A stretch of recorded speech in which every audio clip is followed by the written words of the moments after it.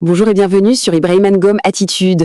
Aujourd'hui, on s'attaque à un chapitre capital pour le bac, la leçon 8, la décolonisation de l'Algérie. C'est l'une des pages les plus sombres, les plus violentes du XXe siècle. Une guerre de 8 ans qui a laissé des cicatrices qui, on va le voir, sont encore bien présentes aujourd'hui des deux côtés de la Méditerranée. Tout bascule là.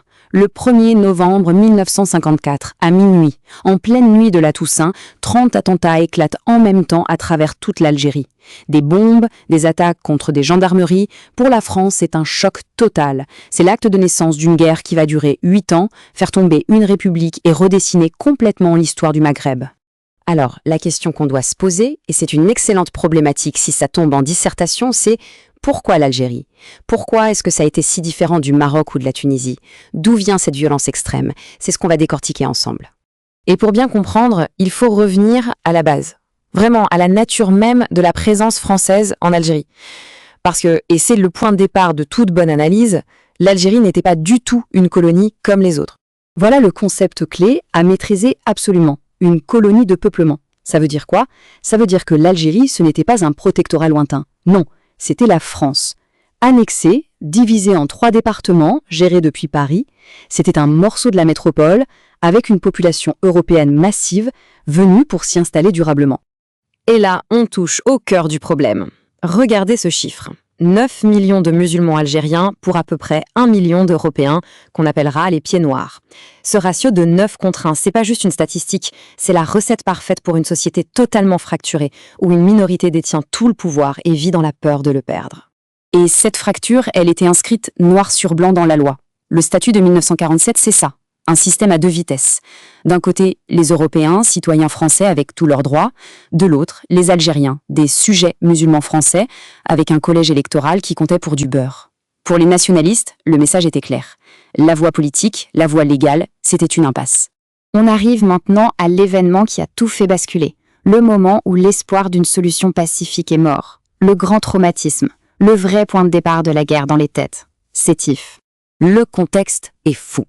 Le 8 mai 1945, l'Europe fête la victoire contre le nazisme. À Paris, on célèbre la liberté. Au même moment, à Sétif, des Algériens défilent pour réclamer eux aussi leur liberté. Un jeune est abattu parce qu'il porte un drapeau algérien. C'est l'étincelle qui met le feu aux poudres. Des émeutes éclatent, 100 d'Européens sont tués.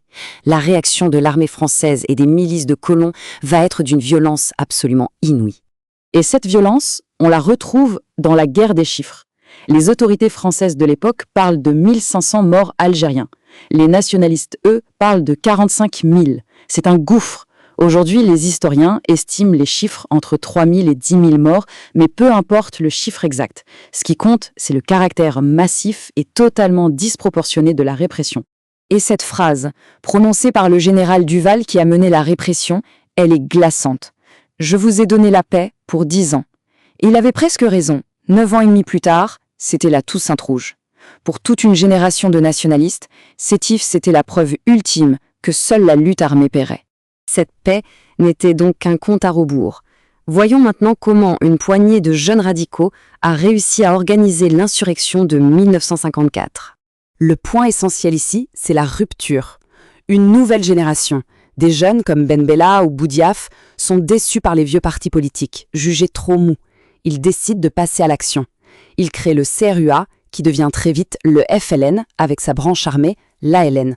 Leur programme est simple, l'indépendance totale, par tous les moyens nécessaires.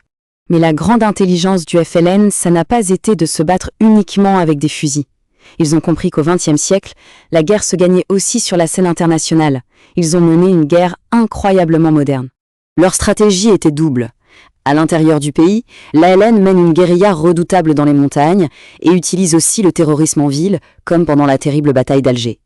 Et en même temps, à l'extérieur, les diplomates du FLN mènent une autre guerre, celle de l'image, pour convaincre le monde entier et isoler la France. Et cette stratégie diplomatique va marcher du tonnerre. Dès 1955, à la conférence de Bandung, ils obtiennent le soutien des pays du tiers-monde. La même année, ils réussissent à faire inscrire la question algérienne à l'ONU, et en 1958, ils créent même un gouvernement en exil, le GPRA. Le message est fort. Ils ne sont plus des rebelles, ils sont un futur État. Et cette pression, militaire et diplomatique, finit par faire craquer la France. La guerre devient ingagnable et politiquement intenable. On entre dans la dernière phase, la plus chaotique, la plus douloureuse. C'est un véritable tremblement de terre à Paris. En mai 58, la 4e République s'effondre. On rappelle De Gaulle. Les colons crient « Vive De Gaulle !» Mais lui, il a compris que l'Algérie française, c'est fini. En 1959, il lâche le mot tabou « autodétermination ». Pour une partie de l'armée et les pieds noirs, c'est une trahison absolue. Il crée l'OAS, une organisation terroriste qui va tout faire pour saboter la paix. Malgré la violence de l'OAS, le processus est enclenché. Le 18 mars 1962, les accords d'Évian sont signés. Et le 3 juillet 1962, après 132 ans de colonisation et après un référendum où le oui l'emporte à plus de 99%, l'Algérie est enfin indépendante. Mais à quel prix? Le bilan humain est juste effroyable. Côté algérien, les estimations vont de 300 000 à plus d'1,5 million de morts. Une véritable hécatombe. Côté européen, c'est un exode massif. En quelques mois, 1 million de pieds-noirs quittent la terre où ils sont nés, où leurs familles vivaient depuis des générations, pour rejoindre une France qu'ils ne connaissaient pas. C'est le drame de la valise ou le cercueil. Et puis, il y a une tragédie dans la tragédie, celle des Harkis. Ces Algériens qui avaient combattu pour la France sont tout simplement abandonnés. Considérés comme des traîtres par le FLN, des dizaines de milliers d'entre eux sont massacrés avec leurs familles après le départ de l'armée française. Voilà, 8 ans de guerre, des millions de vies brisées. La violence de cette décolonisation n'est pas un hasard. Elle est la conséquence directe d'une colonie qui se voulait être la France et d'un traumatisme sétif qui a fermé la porte à tout dialogue. Plus de 60 ans après, la guerre est finie, mais les mémoires, elles, sont toujours en conflit.